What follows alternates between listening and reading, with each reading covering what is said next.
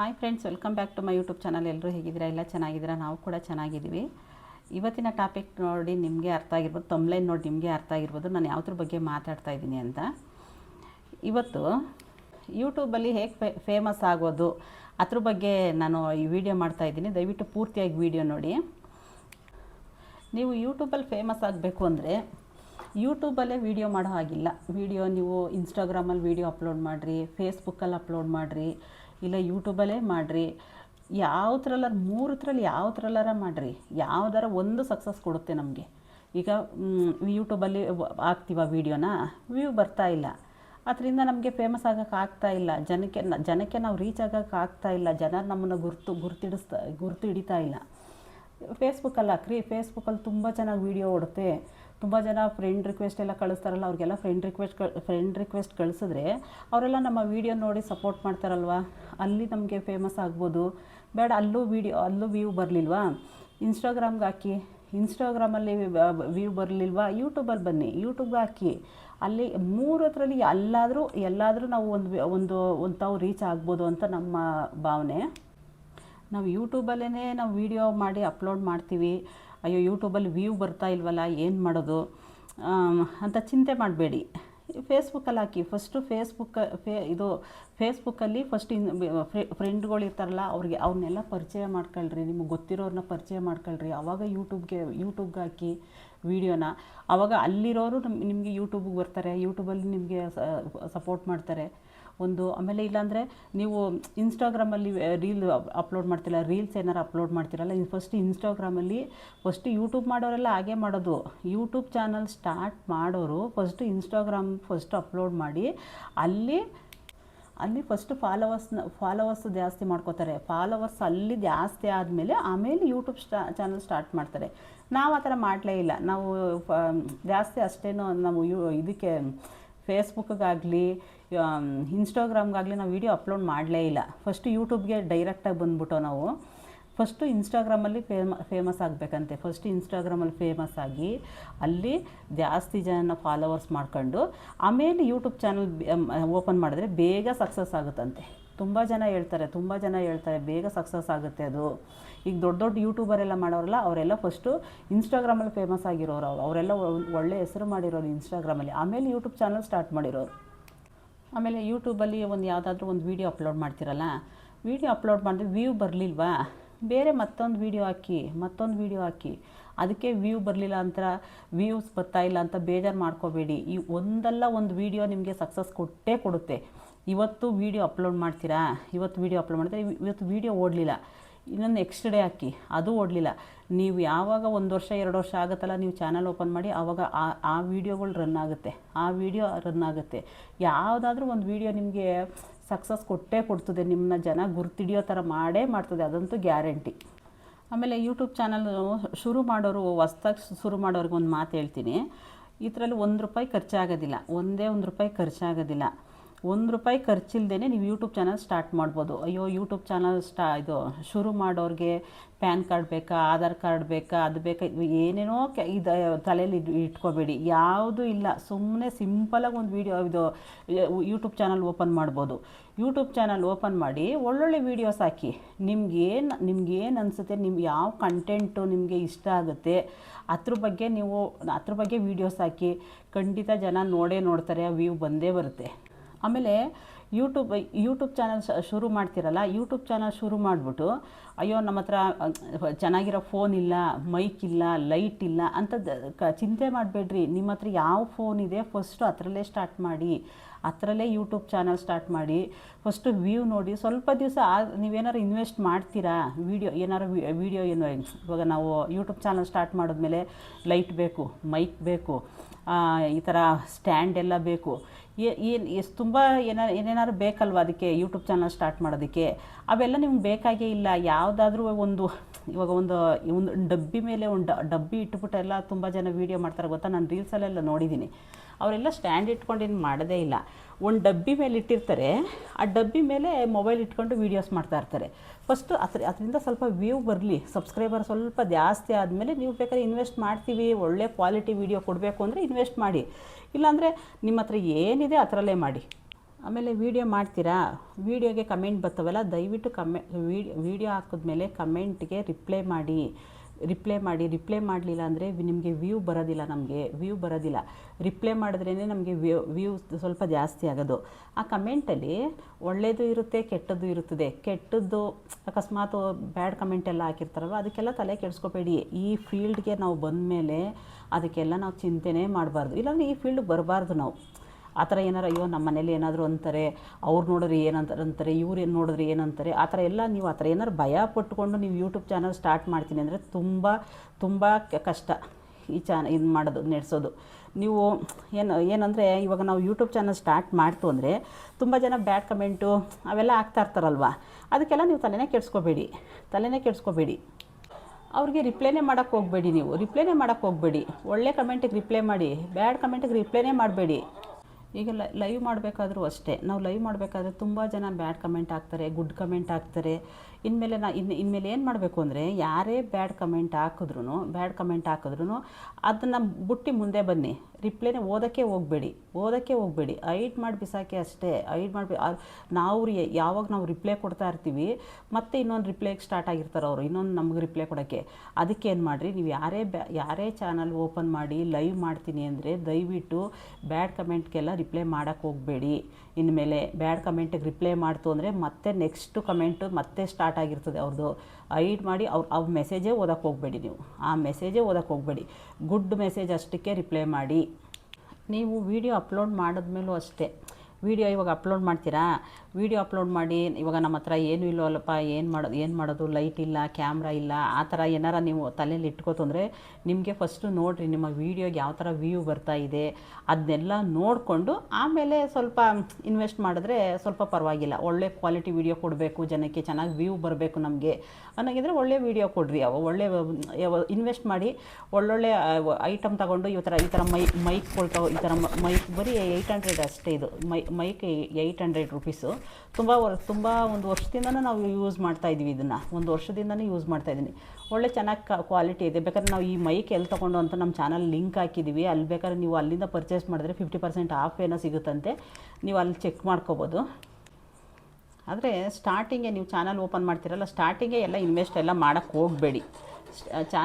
Channel start ಮಾಡಿದ ತಕ್ಷಣ ಎಲ್ಲ ಇನ್ವೆಸ್ಟ್ ಮಾಡೋಕ್ಕೆ ಹೋಗಬೇಡಿ.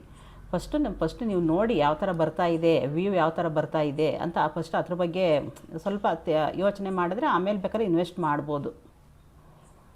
ಚಾನಲ್ ಓಪನ್ ಮಾಡಿದ ತಕ್ಷಣ ಯಾವುದ್ರ ಬಗ್ಗೆ ವೀಡಿಯೋ ಮಾಡೋದಾ ಅಂತ ಯೋಚನೆ ಮಾಡ್ತಾ ಇರ್ತೀರ. ಫಸ್ಟು ನಾವು ಯಾವುದ್ರ ಬಗ್ಗೆ ಚಾನಲ್ ಓಪನ್ ಮಾಡ್ತಿರಲ್ಲ ಆವಾಗಲೇ ನೀವು ಯೋಚನೆ ಮಾಡಿ, ನಾವು ಯಾವುದ್ರ ಬಗ್ಗೆ ನಾವು ವೀಡಿಯೋಸ್ ಮಾಡಿದ್ರೆ ಓಡುತ್ತೆ, ಇಲ್ಲಾಂದರೆ ಸಿನಿಮಾ ಬಗ್ಗೆನಾ, ಇಲ್ಲಾಂದರೆ ಇದು ಕುಕ್ಕಿಂಗ್ ಬಗ್ಗೆನಾ, ಇಲ್ಲಾಂದರೆ ಈ ಕಾಮಿಡಿ ಬಗ್ಗೆನಾ, ಇಲ್ಲಾಂದರೆ ತುಂಬ ಜನ ಇದು ಲಾಗ್ಸ್ ಎಲ್ಲ ಮಾಡ್ತಾರಲ್ಲ, ಯಾವುದಾದ್ರೂ ಫಸ್ಟು ನಾವು ಯಾವುದ್ರ ಬಗ್ಗೆ ನಾವು ಮಾಡಬೇಕು ಅಂತ ಅದನ್ನು ಯೋಚನೆ ಮಾಡಿ ಆಮೇಲೆ ಚಾನಲ್ ಸ್ಟಾರ್ಟ್ ಮಾಡಿ.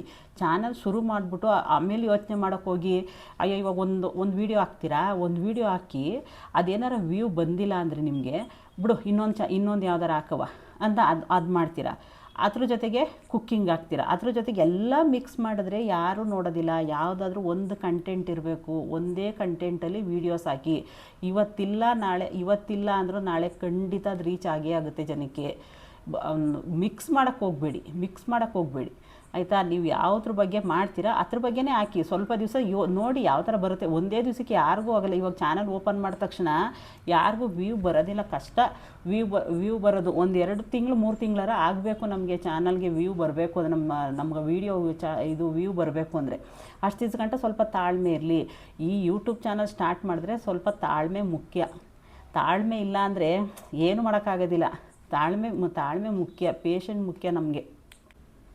ಆಮೇಲೆ ಇವಾಗ ಆಯಿತು ವೀಡಿಯೋ ಎಲ್ಲ ಮಾಡ್ತೀರಾ, ವೀಡಿಯೋ ಎಲ್ಲ ಮಾಡಿಬಿಟ್ಟು ಮೇಯ್ನ್ ಇಂಪಾರ್ಟೆಂಟು ಅಂದರೆ ತಮ್ಬ್ಲೈನು ಟೈಟಲ್ಲು. ನೀವು ತಮ್ಬ್ಲೈನು ಟೈಟಲ್ 2 ಕರೆಕ್ಟಾಗಿ ಕೊಟ್ಟರೆ ಖಂಡಿತ ವೀಡಿಯೋ ಓಡುತ್ತೆ. ಇವಾಗ ನೀವು ಒಂದು ವೀಡಿಯೋ ಹಾಕಿರ್ತೀರಾ, ಒಂದು ವೀಡಿಯೋ ಹಾಕಿ ನೀವು ವೀಡಿಯೋದಲ್ಲಿ ಒಳ್ಳೆ ವೀಡಿಯೋ ಇರ್ತದೆ. ಅದು ನೀವು ತಮ್ಬ್ಲೈನೇ ಚೆನ್ನಾಗಿಲ್ಲ ಅಂದರೆ ಜನ ಓಪನ್ ಮಾಡೋದಿಲ್ಲ. ಜನ ಓಪನ್ ಮಾಡೋದು ಯಾವತ್ತರಲ್ಲಿ, ಜನ ಏನತ್ರಲ್ಲಿ ಓಪನ್ ಮಾಡೋದು, ಜನ ನಿಮ್ಮ ನೋಡಿಬಿಟ್ಟು ನಿಮ್ಮ ತಮ್ಬ್ಲೈನು ಟೈಟಲ್ ನೋಡ್ಬಿಟ್ಟೇ ನಿಮಗೆ ಜನ ಓಪನ್ ಮಾಡೋದು ನಿಮ್ಮ ವೀಡಿಯೋನ. ಆವಾಗಲೇ ವ್ಯೂ ಬರೋದು. ಓಪನ್ನಾರ ಮಾಡ್ತಾರಲ್ವ, ನಮ್ಮದು ತಮ್ಲೈನ್ ಚೆನ್ನಾಗಿತ್ತು ಅಂದರೆ 1-2 ನಿಮಿಷನಾರ ವಿಡಿಯೋ ಓಪನ್ ಮಾಡ್ತಾರೆ. ಅದೇ ನಮ್ಮ ತಮ್ಲೈನ್ ಚೆನ್ನಾಗಿಲ್ಲ ಅಂದರೆ ಓಪನೇ ಆಗೋದಿಲ್ಲ. ಒಳಗಡೆ ಚೆನ್ನಾಗಿದೆ, ಟೈಟ್ಲ್ ಚೆನ್ನಾಗಿಲ್ಲ ಅಂದರೆ ಓಪನ್ ಆಗೋದಿಲ್ಲ. ಮಾಡು ವೇಸ್ಟೇ, ಕಷ್ಟಪಟ್ಟು ಒಂದು ವೀಡಿಯೋ ಮಾಡು ವೇಸ್ಟ್ ಆಗೋಗುತ್ತೆ. ನೀವೇನು ವೀಡಿಯೋ ಮಾಡಿದ್ದೀರಾ ಅದ್ರ ತಕ್ಕಂತೆ ಟೈಟಲ್ಲು ತಮ್ಲೈನು ಇಂಪಾರ್ಟೆಂಟು ಅಂದರೆ ಅದೇ ಇಂಪಾರ್ಟೆಂಟು. ನಿಮ್ಮ ವೀಡಿಯೋ ಓಪನ್ ಆಗಬೇಕು, ಜನಕ್ಕೆ ರೀಚ್ ಆಗಬೇಕು, ಜನ ಓಪನ್ ಮಾಡಬೇಕು ಅಂದರೆ ತಮ್ಲೈನು ಟೈಟಲ್ ಅದೇ ಇಂಪಾರ್ಟೆಂಟ್ ನಮಗೆ. ಆದರೆ ಇದೊಂದು ನೀವು ತಲೆಯಲ್ಲಿ ಇಟ್ಕೊಳ್ಳೇಬೇಕು. ಯೂಟ್ಯೂಬ್ ಚಾನಲ್ ಸ್ಟಾರ್ಟ್ ಮಾಡೋರು, ಹೊಸದಾಗಿ ಚಾನಲ್ ಓಪನ್ ಮಾಡೋರು ಇದೊಂದು ತಲೆಯಲ್ಲಿ ಇಟ್ಕೊಳ್ಳೇಬೇಕು.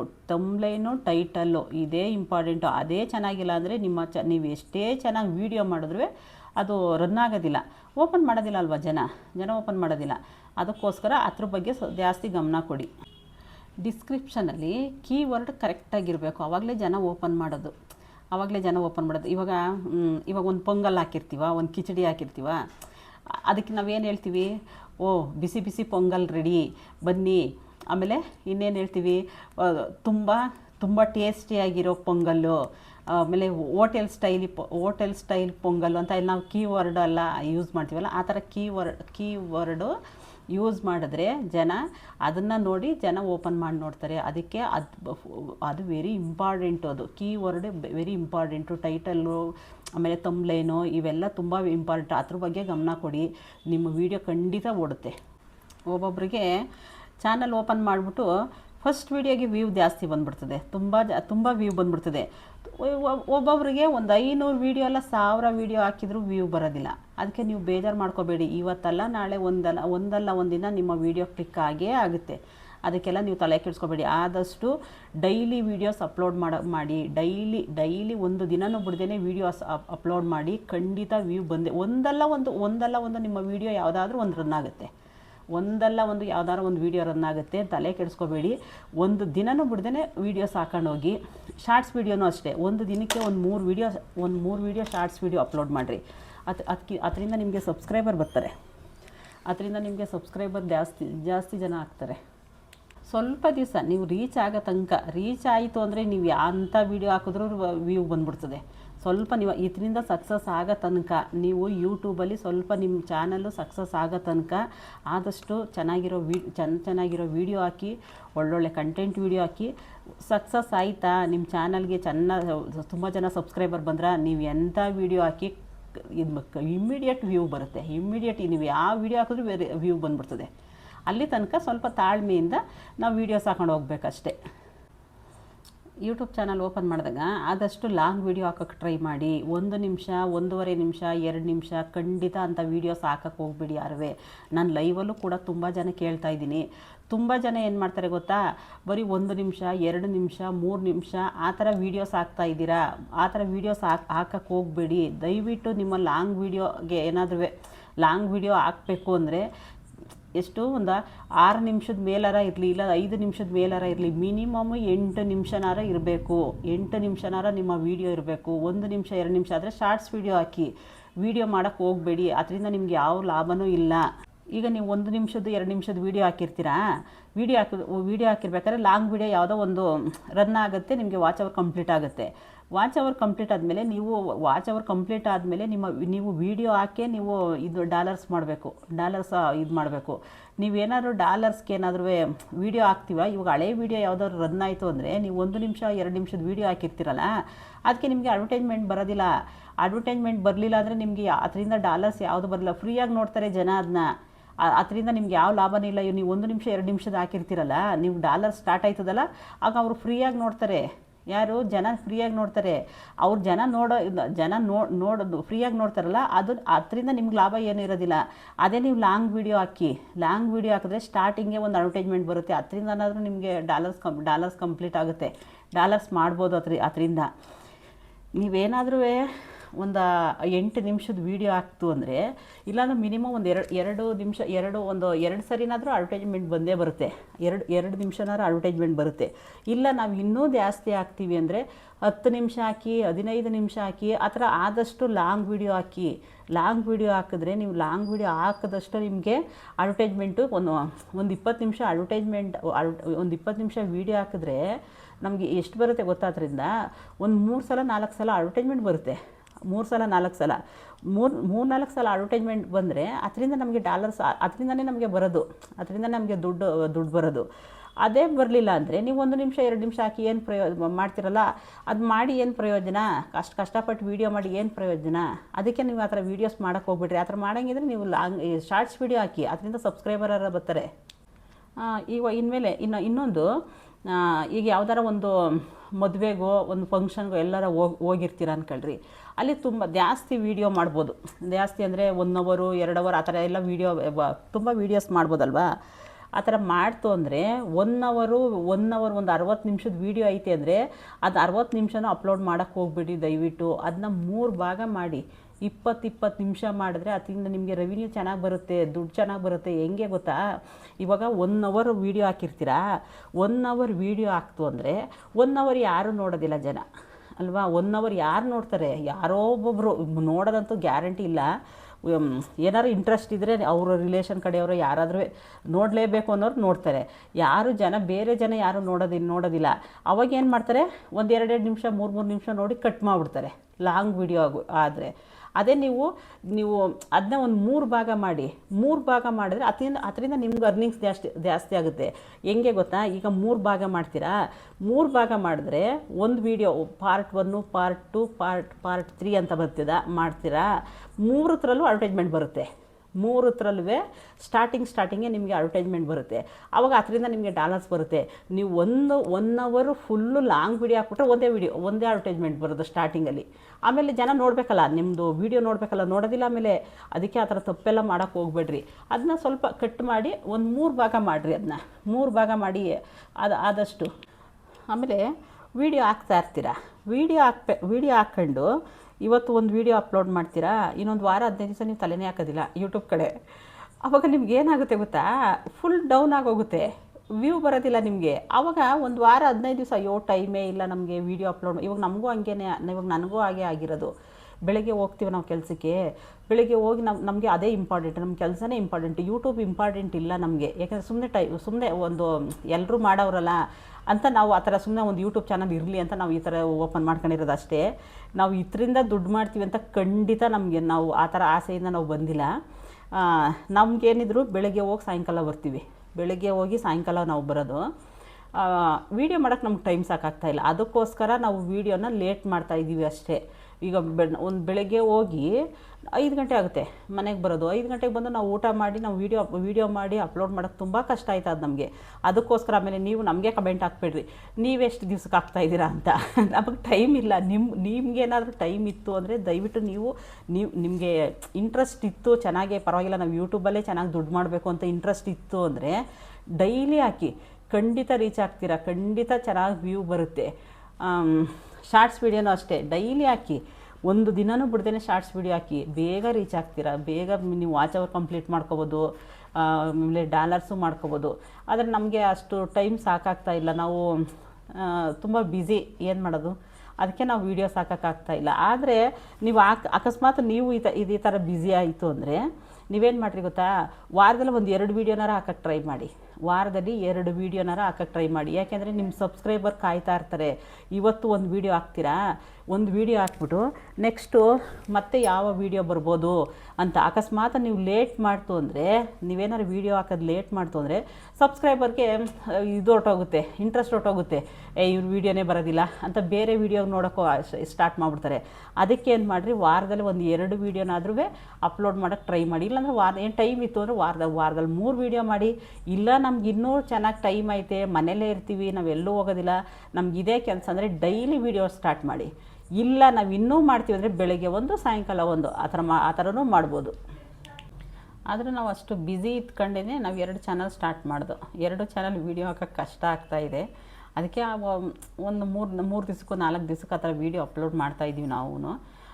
ಇನ್ನೊಂದು ಚಾನಲ್ ಓಪನ್ ಮಾಡುವ ಅಂತ ಎಲ್ಲ ಸ್ಟಾರ್ಟ್ ಮಾಡ್ದು, ಆದರೆ ಫುಲ್ ಬ್ಯುಸಿ ಆಗೋದೆ ನಾನು, ಆಗಲಿಲ್ಲ ನನ್ನ ಕೈಲಿ ಮಾಡೋದಕ್ಕೆ.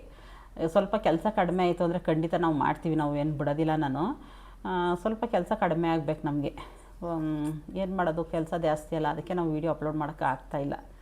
ದಯವಿಟ್ಟು ನೀವು ಅಷ್ಟೇ, ನೀವೇನಾರು ಮಾಡ್ತು ಅಂದರೆ ಡೈಲಿ ವೀಡಿಯೋಸ್ ಹಾಕಿ. ನೀವೆಲ್ಲೋ ಯಾವ್ದಾದ್ರು ಒಂದು ವೀಡಿಯೋ ಸಕ್ಸಸ್ ಆಯಿತು ಅಂದರೆ ನೀವೆಲ್ಲೋ ಹೊರಟೋಗ್ತೀರಾ ಚೆನ್ನಾಗಿ.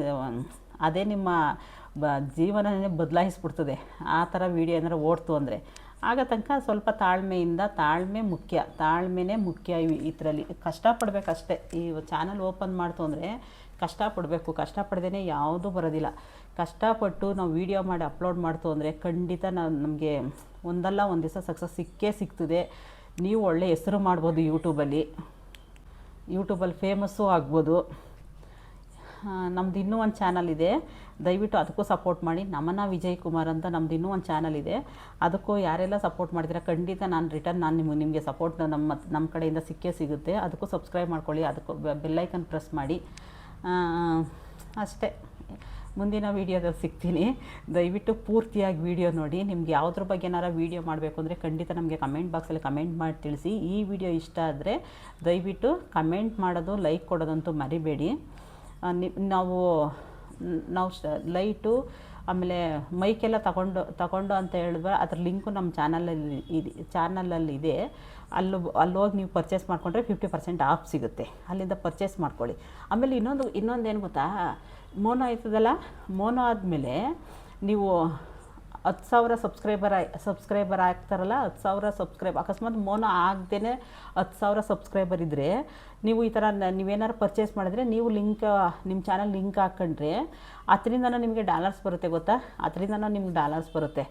ಆದರೆ ಅದು ಚಾನಲ್ ಇದು ಮೋನೋ ಆದಮೇಲೆ ಆದರೆ ಅದರಿಂದ ನಮಗೆ ಡಾಲರ್ಸ್ ಬರೋದು. ಆದರೆ ವಾಚ್ ಅವರ್ ಬರುತ್ತೋ ಏನೋ ಗೊತ್ತಿಲ್ಲ ನನಗೆ. ಅದರಿಂದ ನಮಗೆ ಮೋನೋ ಆದಮೇಲೆ ನಮ್ಗೆ 10,000 ಸಬ್ಸ್ಕ್ರೈಬರ್ ಆಯಿತು. ಅದರಿಂದ ನಾವು ಲಿಂಕ್ ಹಾಕಿದ್ವಿ, ಅದರಿಂದನೂ ನಮಗೆ ಇದು ಬರುತ್ತೆ, ಡಾಲರ್ಸ್ ಬರುತ್ತೆ. ಅದರಿಂದ ಯಾರಾದರೂ ಪರ್ಚೇಸ್ ಮಾಡ್ಕೊಂಡ್ರೆ ಅದರಿಂದ ನಮಗೆ ಡಾಲರ್ಸ್ ಬರುತ್ತೆ. ಅದರಿಂದ ನಾವು ಪೇಮೆಂಟ್ ತೊಗೋಬೋದು. ಇಲ್ಲಿ ತನಕ ನನ್ನ ವೀಡಿಯೋ ನೋಡೋದಕ್ಕಾಗಿ ಧನ್ಯವಾದಗಳು. ದಯವಿಟ್ಟು ಪೂರ್ತಿಯಾಗಿ ವೀಡಿಯೋ ನೋಡಿ. ಮುಂದಿನ ವೀಡಿಯೋದಲ್ಲಿ ಸಿಗ್ತೀನಿ. Thank you.